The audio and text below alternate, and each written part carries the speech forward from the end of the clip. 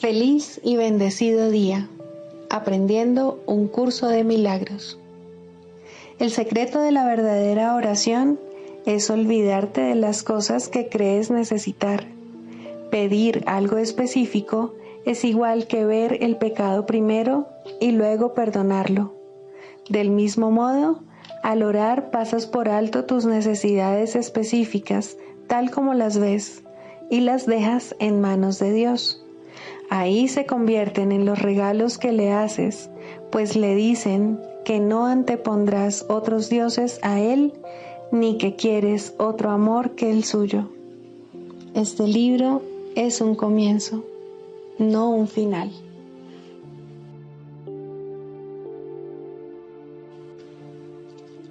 El perdón es el medio que nos permitirá recordar.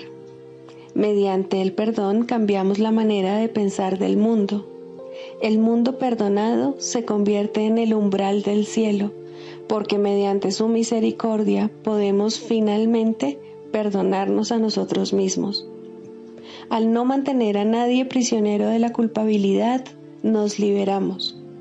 Al reconocer a Cristo en todos nuestros hermanos, reconocemos su presencia en nosotros mismos.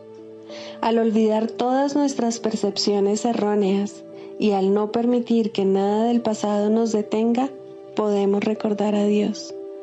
El aprendizaje no nos puede llevar más allá.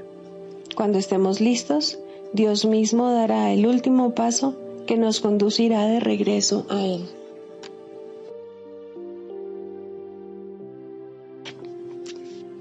Introducción. Este es un curso de milagros. Es un curso obligatorio. Solo el momento en que decides tomarlo es voluntario. Tener libre albedrío no quiere decir que tú mismo puedas establecer el plan de estudios. Significa únicamente que puedes elegir lo que quieres aprender en cualquier momento dado. Este curso no pretende enseñar el significado del amor, pues eso está más allá de lo que se puede enseñar. Pretende, no obstante, despejar los obstáculos que impiden experimentar la presencia del amor, el cual es tu herencia natural. Lo opuesto al amor es el miedo, pero aquello que todo lo abarca no puede tener opuestos. Este curso puede, por lo tanto, resumirse muy simplemente de la siguiente manera. Nada real puede ser amenazado. Nada irreal existe. En esto radica la paz de Dios.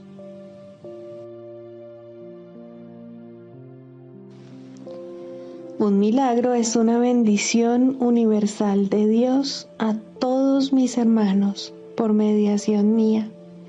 Perdonar es el privilegio de los perdonados.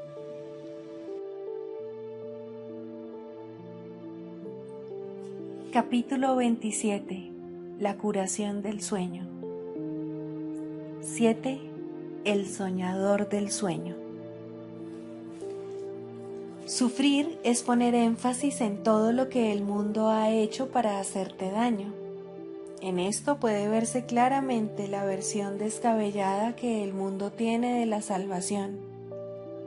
Al igual que en un sueño de castigo, en el que el soñador no es consciente de lo que provocó el ataque contra él, éste se ve a sí mismo atacado injustamente y por algo que no es él. Él es la víctima de ese algo, una cosa externa a él, por la que no tiene por qué sentirse responsable en absoluto. Él debe ser inocente porque no sabe lo que hace, sino solo lo que le hacen a él. Su ataque contra sí mismo, no obstante, aún es evidente, pues es él quien sufre. No puede escapar porque ve la causa de su sufrimiento fuera de sí mismo. Ahora se te está mostrando que sí puedes escapar. Lo único que necesitas hacer es ver el problema tal como es, y no de la manera en que lo has urdido. ¿Qué otra manera podría haber de resolver un problema que en realidad es muy simple pero que se ha envuelto en densas nubes de complicación, concebidas para que el problema siguiera sin resolverse? Sin las nubes, el problema se vería en toda su elemental simplicidad. La elección, entonces, no sería difícil, porque una vez que el problema se ve claramente, resulta obvio que es absurdo. Nadie tiene dificultad alguna en dejar que un problema sencillo sea resuelto si ve que le está haciendo daño y que se puede resolver fácilmente. El razonamiento que da lugar al mundo, sobre el que descansa y mediante el cual se mantiene vigente, es simplemente este: tú eres la causa de lo que yo hago, tu sola presencia justifica mi ira, y existes y piensas aparte de mí. Yo debo ser el inocente, ya que eres tú el que ataca, y lo que me hace sufrir son tus ataques.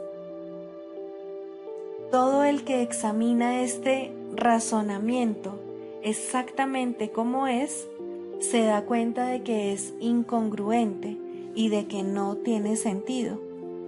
Sin embargo, da la impresión de ser razonable, ya que ciertamente parece como si el mundo te estuviese hiriendo. Y así, no parece necesario buscar la causa más allá de lo obvio. Pero ciertamente hay necesidad de ello. La necesidad de liberar al mundo de la condenación en la que se halla inmerso es algo que todos los que habitan en él comparten. Sin embargo, no reconocen esta necesidad común, pues cada uno piensa que si desempeña su papel, la condenación del mundo recaerá sobre él, y esto es lo que percibe debe ser su papel en la liberación del mundo. La venganza tiene que tener un blanco, de lo contrario, el cuchillo del vengador se encontraría en sus propias manos, apuntando hacia sí mismo, pues para poder ser la víctima de un ataque que él no eligió, tiene que ver el arma en las manos del otro. Y así, sufre por razón de las heridas que le infligió un cuchillo que él no estaba empuñando. Ese es el propósito del mundo que él ve, y desde este punto de vista, el mundo provee los medios por los que dicho propósito parece alcanzarse. Los medios dan testimonio del propósito, pero no son de por sí la causa. Ni la causa puede cambiar porque se la vea separada de sus efectos. La causa produce los efectos, los cuales dan luego testimonio de ella, no de sí mismos. Mira, pues, más allá de los efectos.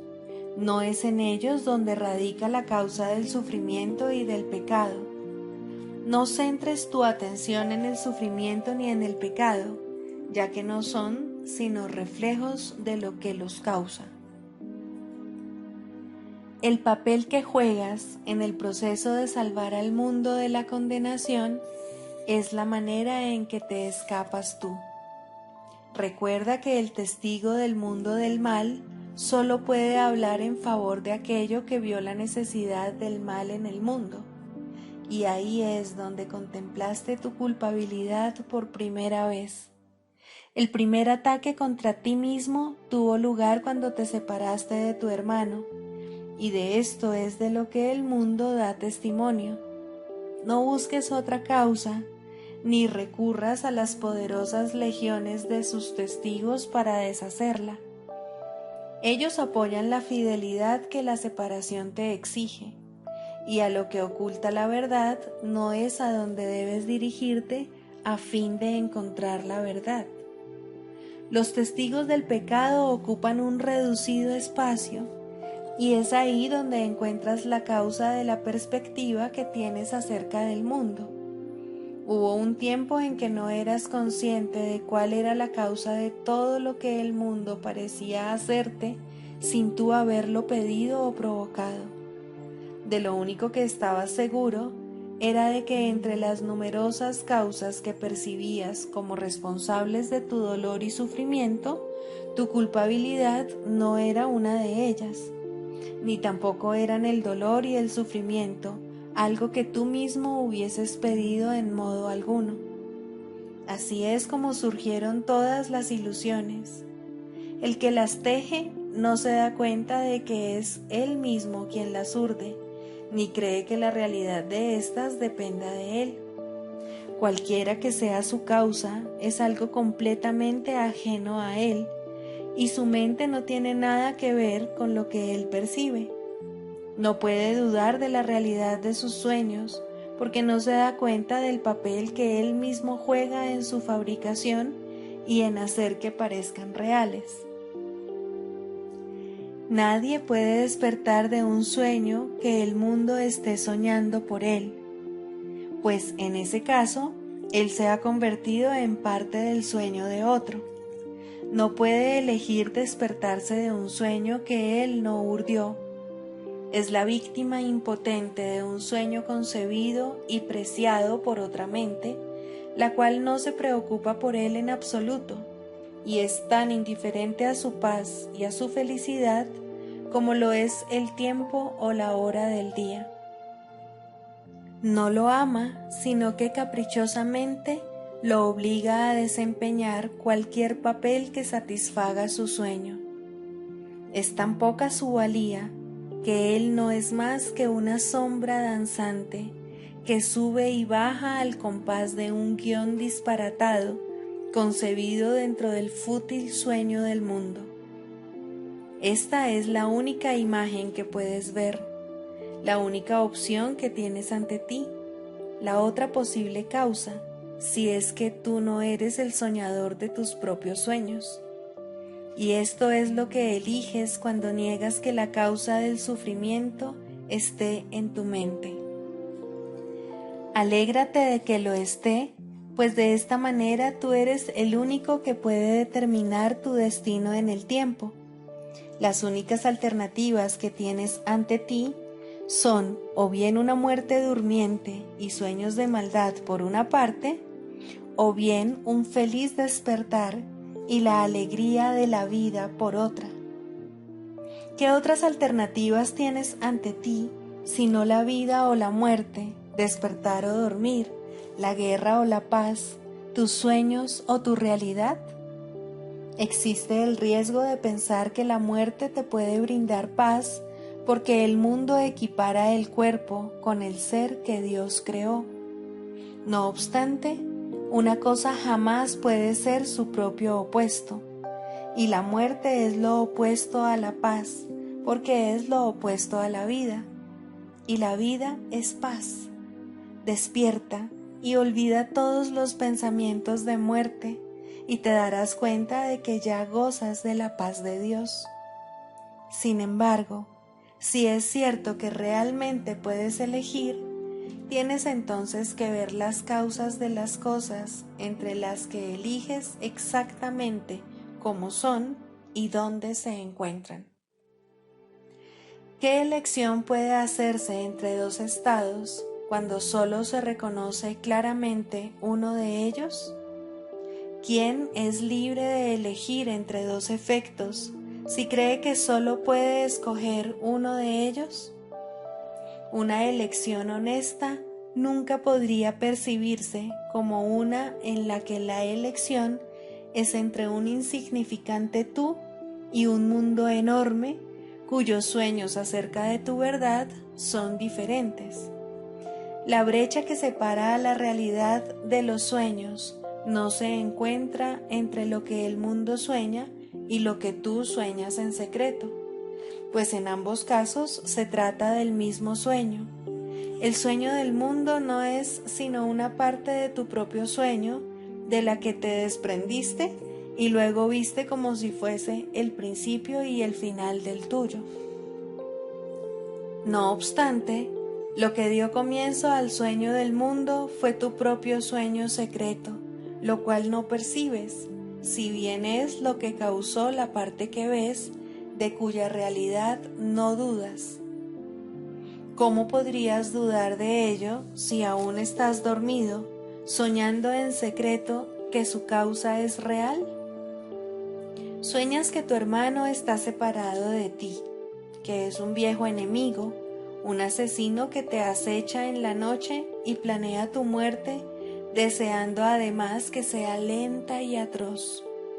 Mas bajo este sueño yace otro, en el que tú te vuelves el asesino, el enemigo secreto, el sepultador y destructor de tu hermano, así como del mundo. He aquí la causa del sufrimiento, la brecha entre tus míseros sueños y tu realidad. La pequeña grieta que ni siquiera ves, la cuna de las ilusiones y del miedo, el momento de terror y de un odio ancestral, el instante del desastre, están todos aquí. He aquí la causa de la irrealidad, mas es aquí donde se deshará. Tú eres el soñador del mundo de los sueños. Este no tiene ninguna otra causa, ni la tendrá jamás.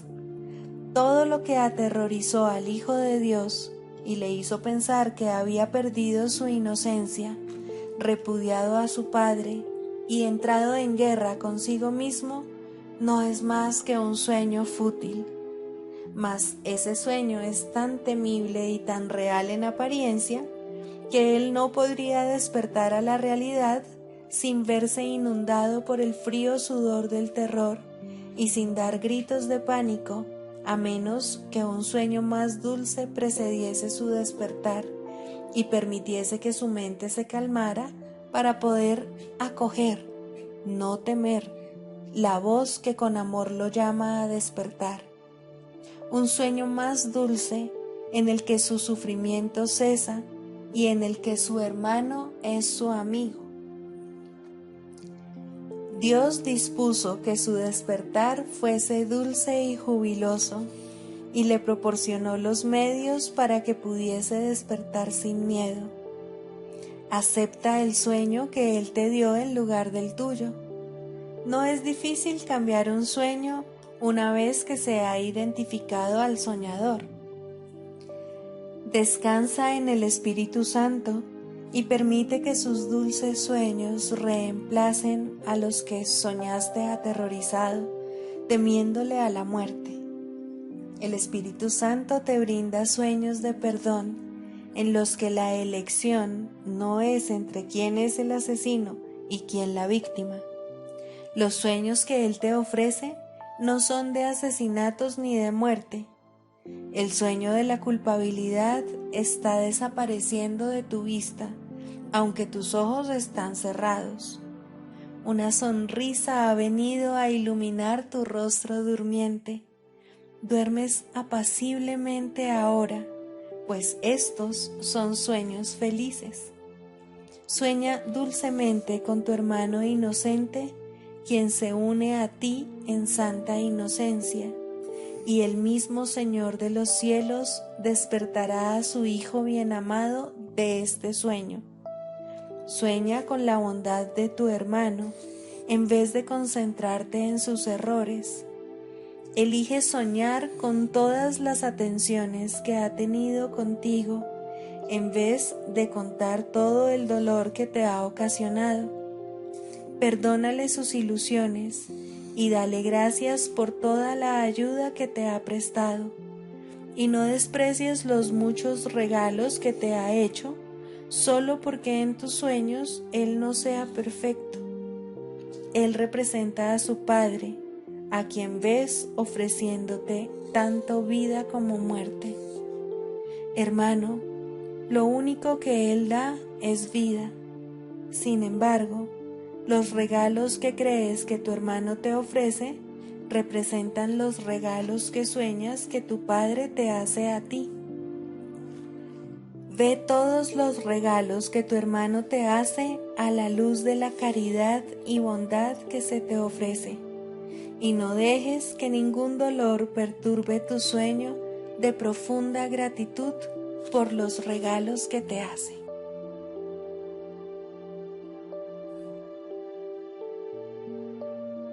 Libro de ejercicios. 3. ¿Qué es el mundo? El mundo es una percepción falsa. Nació de un error y no ha abandonado su fuente.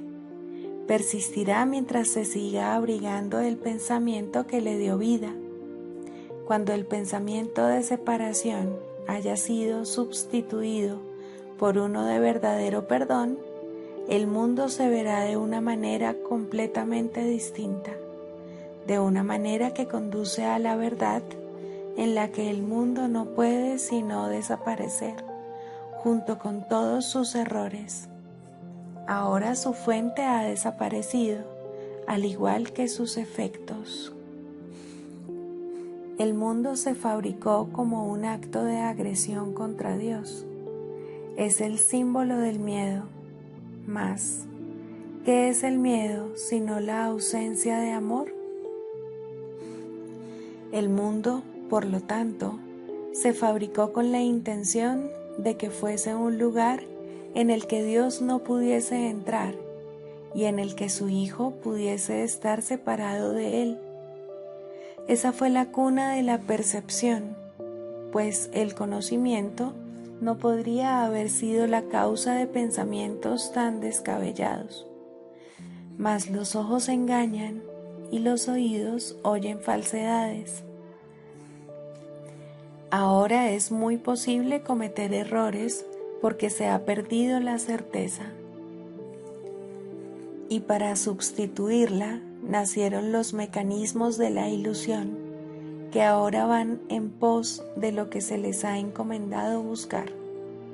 Su finalidad es servir el propósito para el que se fabricó el mundo, de modo que diese testimonio de él y lo hiciera real.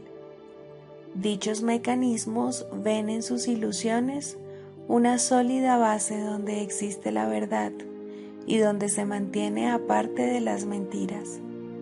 No obstante, no informan más que de ilusiones, las cuales se mantienen separadas de la verdad. Del mismo modo en que el propósito de la vista fue alejarte de la verdad, puede asimismo tener otro propósito. Todo sonido se convierte en la llamada de Dios, y aquel a quien Dios designó como el Salvador del mundo puede conferirle a toda percepción un nuevo propósito. Sigue su luz y verás el mundo tal como Él lo ve. Oye solo su voz en todo lo que te habla y deja que Él te conceda la paz y la certeza que tú desechaste, pero que el cielo salvaguardó para ti en Él. No nos quedemos tranquilos hasta que el mundo se haya unido a nuestra nueva percepción. No nos demos por satisfechos hasta que el perdón sea total, y no intentemos cambiar nuestra función. Tenemos que salvar al mundo, pues nosotros que lo fabricamos tenemos que contemplarlo a través de los ojos de Cristo, de modo que aquello que se concibió para que muriese pueda ser restituido a la vida eterna.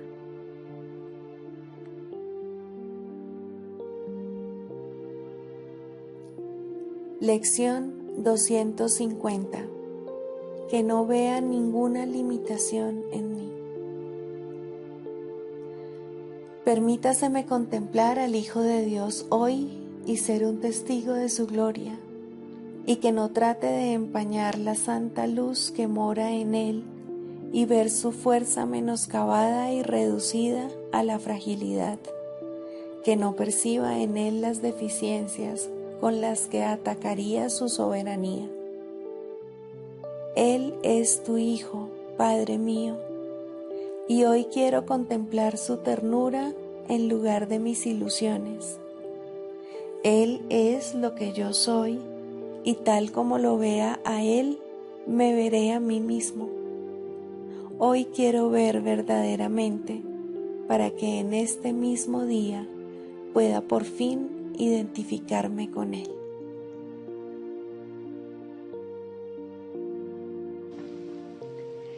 Generosidad. La palabra generosidad tiene un significado especial para el Maestro de Dios. No es el significado usual de la palabra.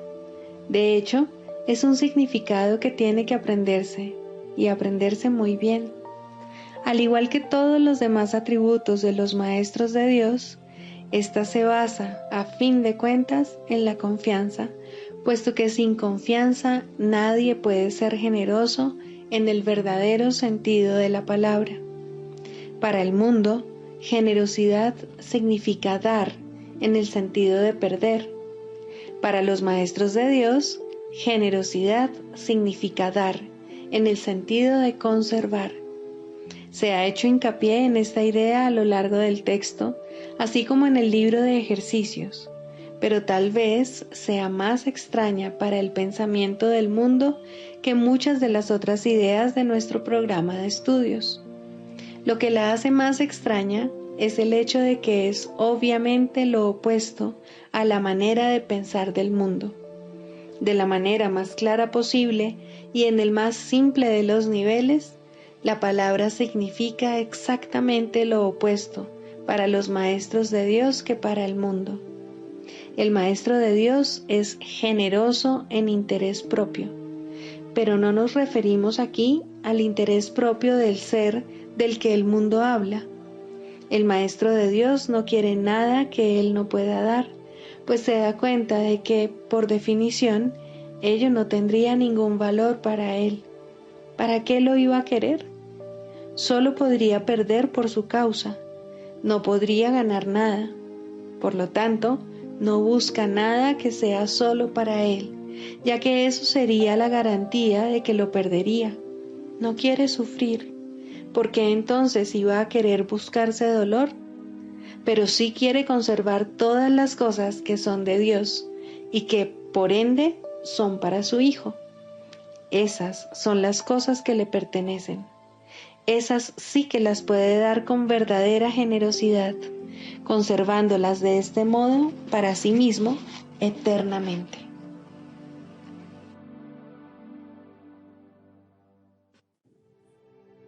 Manual para el Maestro. Pregunta 7. ¿Debe repetirse la curación? En realidad, esta pregunta se contesta a sí misma. La curación no puede repetirse. Si el paciente se ha curado, ¿qué queda por curar? Y si la curación siempre tiene lugar, como ya hemos dicho, ¿qué es lo que hay que repetir? Si un maestro de Dios se sigue preocupando por el resultado de una curación, no hace sino limitarla. Ahora es la mente del mismo maestro de Dios la que necesita ser curada, y esto es lo que él debe facilitar. Ahora el paciente es él, y así es como debe considerarse a sí mismo. Ha cometido un error y tiene que estar dispuesto a cambiar de mentalidad al respecto. Le faltó la confianza que habría hecho posible dar verdaderamente, y, por lo tanto, no recibió el beneficio de su regalo. Cada vez que un maestro de Dios trató de ser un canal de curación, tuvo éxito. De sentirse tentado de dudar de ello, no debería repetir su esfuerzo previo. Este ya fue máximo, pues el Espíritu Santo así lo aceptó y así lo utilizó. El Maestro de Dios tiene ahora ante sí solo un camino a seguir. Tiene que hacer uso de su razón para decirse a sí mismo que le ha entregado el problema a uno que no puede fallar, y debe reconocer que su propia incertidumbre no es amor, sino miedo y, por consiguiente, odio. Su posición se ha hecho, por lo tanto, insostenible, pues le está ofreciendo odio a alguien a quien le ofreció amor. Esto es imposible. Habiendo ofrecido amor, solo se puede recibir amor. En esto es en lo que el Maestro de Dios tiene que confiar. Esto es lo que realmente significa la afirmación de que la única responsabilidad del obrador de milagros es aceptar la expiación para sí mismo. El Maestro de Dios es un obrador de milagros, porque da los regalos que ha recibido, pero primero tiene que aceptarlos. Eso es lo único que tiene que hacer, ya que no hay nada más que él pueda hacer. Al aceptar la curación, puede darla. Si pone esto en duda, que recuerde quién dio el regalo y quién lo recibió. Así se aclara su duda. Pensó que Dios le podía quitar los regalos que le había dado. Eso fue un error, pero es un error que no vale la pena conservar, y por lo tanto, lo único que el Maestro de Dios puede hacer es reconocerlo como tal y permitir que sea corregido.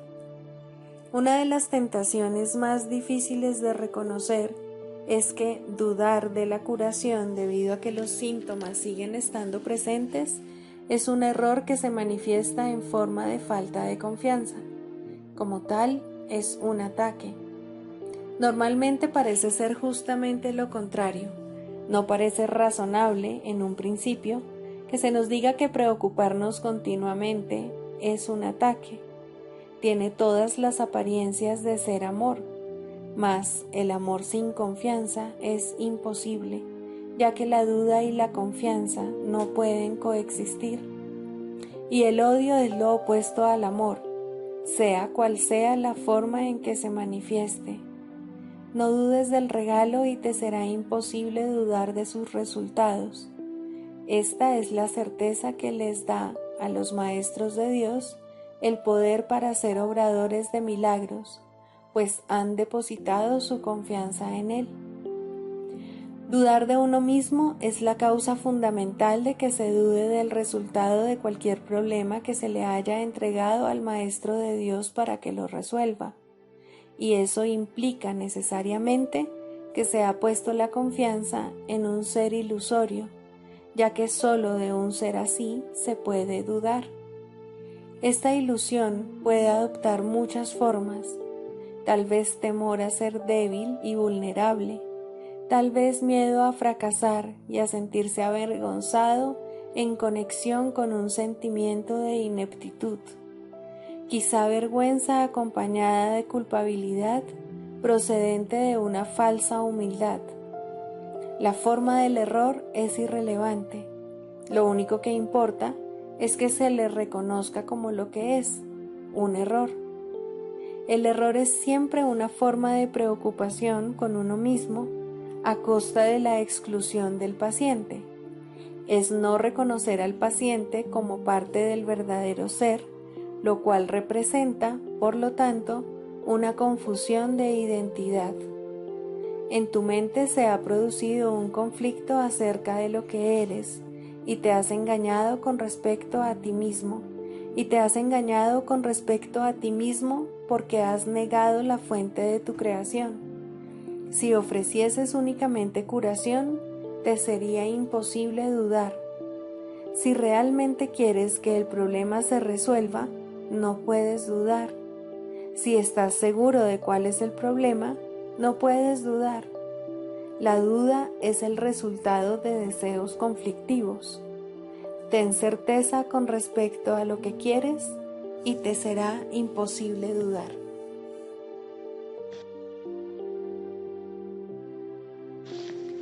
Mente, espíritu. El término mente se utiliza para representar el principio activo del espíritu, el cual le suministra a éste su energía creativa. Cuando el término va con mayúscula, se refiere a Dios o a Cristo, es decir, a la mente de Dios o a la mente de Cristo. El espíritu es el pensamiento de Dios que Él creó semejante a sí mismo. El espíritu unificado es el único Hijo de Dios o Cristo. En este mundo, puesto que la mente está dividida, los hijos de Dios parecen estar separados. Sus mentes, asimismo, no parecen estar unidas. En ese estado ilusorio, el concepto de una mente individual parece tener sentido. En el curso, por lo tanto, se describe a la mente como si consistiera de dos partes, el espíritu y el ego. El espíritu es la parte que aún se mantiene en contacto con Dios a través del Espíritu Santo, quien, aunque mora en esa parte, también ve la otra. No se usa el término alma, excepto en citas directas de la Biblia, por ser un término sumamente polémico. En cualquier caso, sería un equivalente de espíritu, entendiéndose que, al formar parte del ámbito de Dios, es eterna y nunca nació. La otra parte de la mente es completamente ilusoria y solo teje ilusiones. El espíritu conserva su potencial creativo, pero su voluntad, que es la de Dios, parecerá estar cautiva mientras la mente no esté unificada.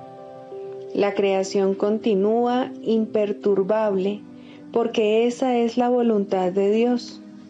Dicha voluntad está siempre unificada y por lo tanto no tiene significado en este mundo, no tiene grados ni opuestos. La mente puede gozar de rectitud o estar errada dependiendo de la voz que escuche. La mentalidad recta escucha al Espíritu Santo, perdona al mundo y en su lugar ve el mundo real a través de la visión de Cristo. Esta es la visión final, la última percepción, la condición en la que Dios mismo da el paso final. Ahí, al tiempo y a lo ilusorio les llega su fin. La mentalidad errada escucha al ego y teje ilusiones, percibe el pecado, justifica la ira y considera que la culpabilidad, la enfermedad y la muerte son reales. Tanto este mundo como el mundo real son ilusorios, pues la mentalidad recta simplemente pasa por alto o perdona lo que nunca ocurrió. Por lo tanto, la mentalidad recta no es la mentalidad uno de la mente de Cristo, cuya voluntad es una con la de Dios.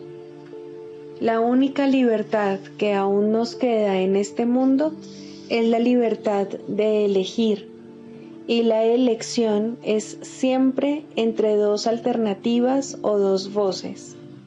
La voluntad no está involucrada en la percepción a ningún nivel y no tiene nada que ver con el proceso de elegir. La conciencia es el mecanismo receptor, el cual recibe mensajes tanto del plano superior como del inferior, del Espíritu Santo o del ego. La conciencia tiene niveles y puede cambiar drásticamente de uno a otro, pero no puede trascender el dominio de lo perceptual. En su nivel más elevado, se vuelve consciente del mundo real y puede ser entrenada para hacer eso cada vez con mayor frecuencia. Sin embargo, el hecho mismo de que tenga niveles y de que pueda ser entrenada demuestra que no puede alcanzar el conocimiento.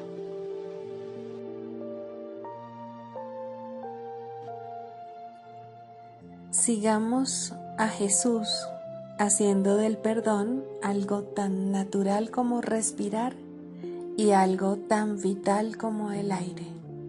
Amén.